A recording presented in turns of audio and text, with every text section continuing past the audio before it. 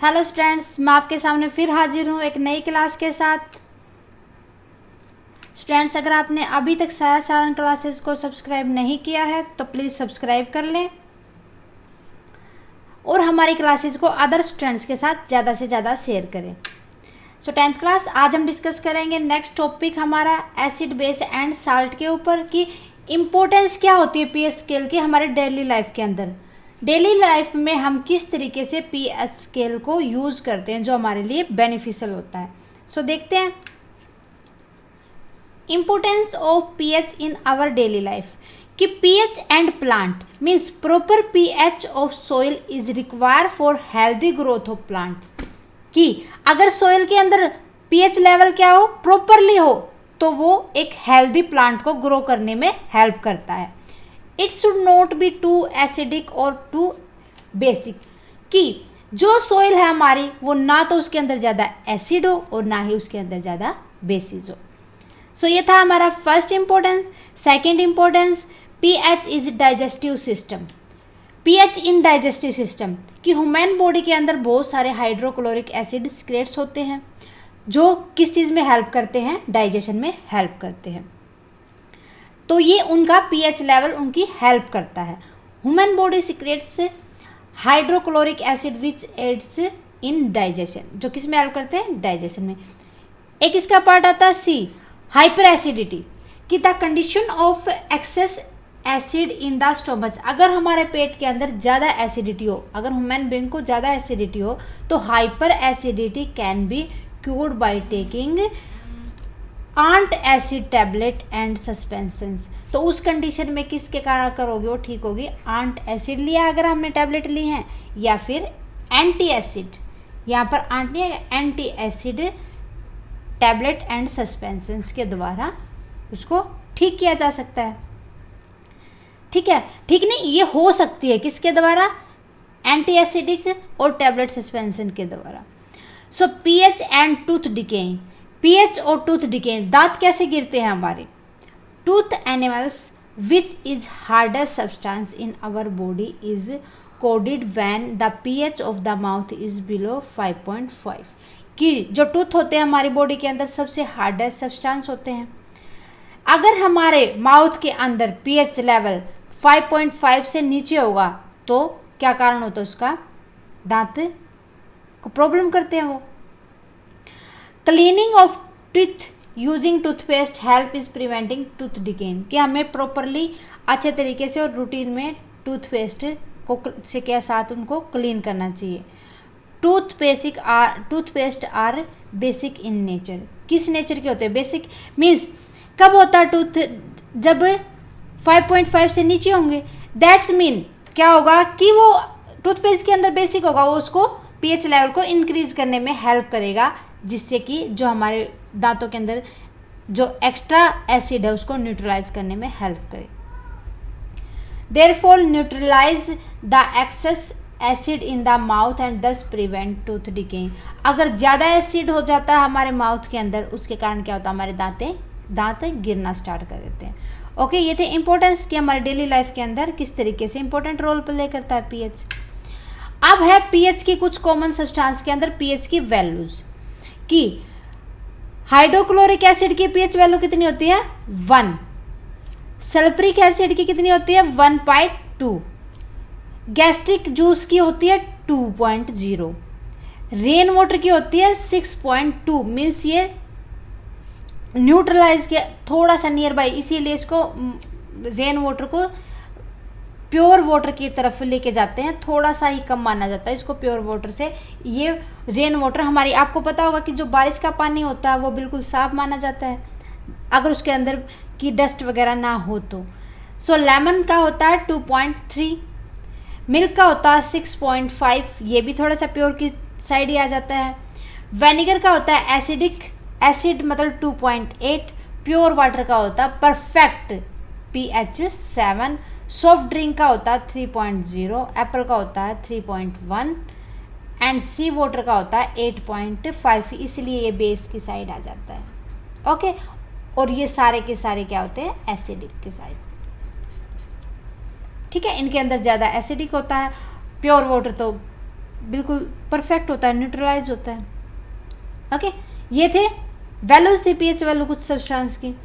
Next देखते हैं कि salt and pH of salt, कि जो कॉमनली साल्ट होता है और पीएच ऑफ साल्ट क्या होता है। Salt are obtain by treating an acid with a base, कि साल्ट कैसे बनाया जाता है, जब हम एसिड और बेस को ट्रीट करते हैं। मीन्स एसिड प्लस में बेस को रिएक्ट करवाने से क्या आता है, उसके अंदर साल्ट फॉर्मेट होगा, और प्लस में जो छोड़ेगा H2O वाटर।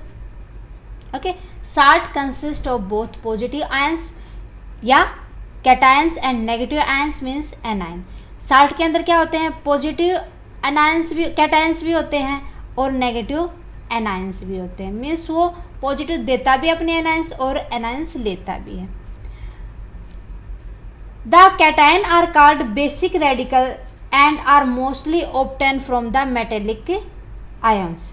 जो कैटायन होते हैं वो क्या होते हैं, बेसिक रेडिकल्स होते हैं, जो किससे ऑब्टेन होते हैं, मेटेलिक आयन से। Means ammonium ions being one exception, किसको छोड़ के, अगर अमोनियम की एक को छोड़ के, एक्सेप्शन होता है, ये एक्सेप्शनल केस माना जाता है।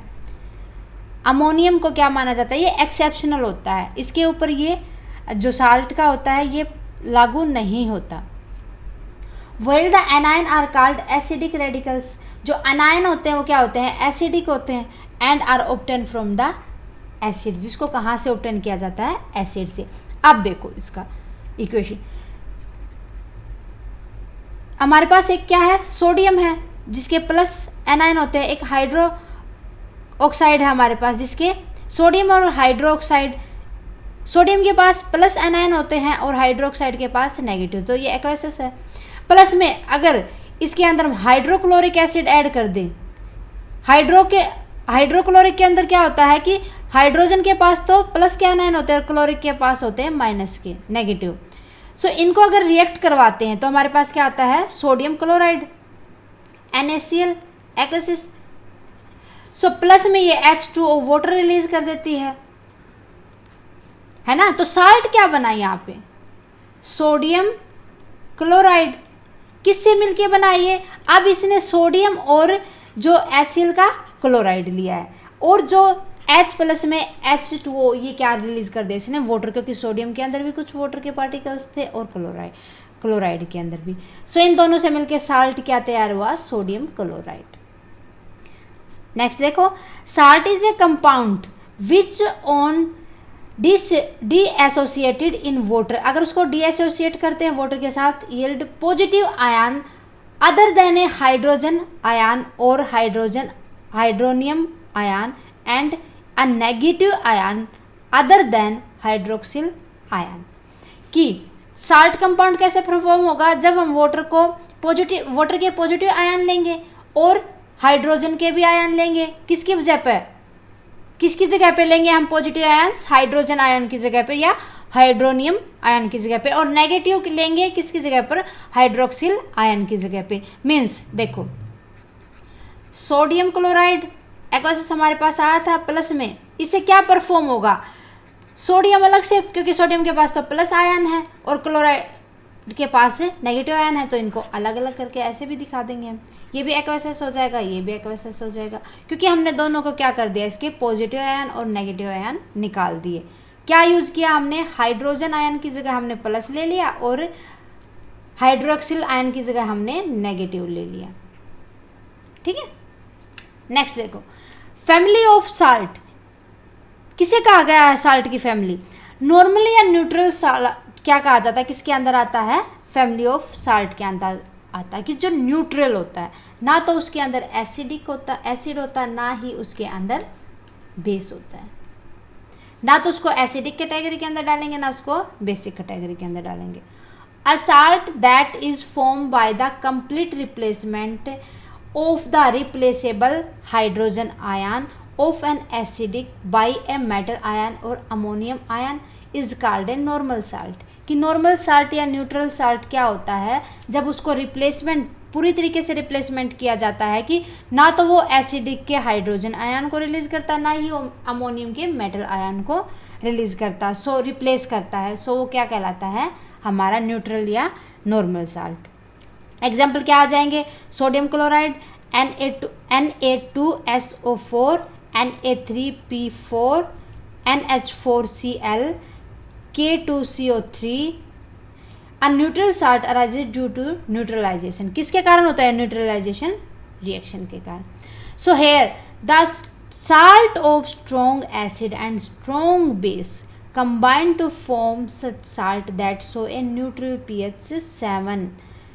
pH लेवल 7 होगा तो मीन्स क्या होगा? न्यूट्रल होगा.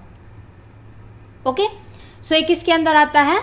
हमारा न्यूट्रल साल्ट के अंदर आता है. कब कहलाएगा न्यूट्रल साल्ट? जब स्ट्रॉन्ग एसिड और स्ट्रॉन्ग बेस इकट्ठा होके pH लेवल क्या दे देंगे? 7 दे देंगे. ठीक है. सो स्टूडेंट्स, आज की क्लास के लिए बस इतना ही. उम्मीद है कि आपको अच्छे से समझ आया होगा. अगर आपको हमारी क्लासेस पसंद आए तो प्लीज़ लाइक ज़रूर करें और हमारी क्लासेस को हो सके तो अदर स्टूडेंट्स के साथ शेयर करें. सो स्टूडेंट्स, मिलते हैं नेक्स्ट क्लास में नेक्स्ट टॉपिक के साथ. तब तक के लिए आप इनका एक बार प्रैक्टिस करते रहो. स्टूडेंट्स, हमारी क्लासेस को देखने के लिए थैंक यू वेरी मच. अगर आपकी कोई क्वेरी है तो प्लीज़ उसको कमेंट बॉक्स में लिख दें. जितना जल्दी पॉसिबल होगा मैं सॉल्यूशन दे दूँगी. So thank you.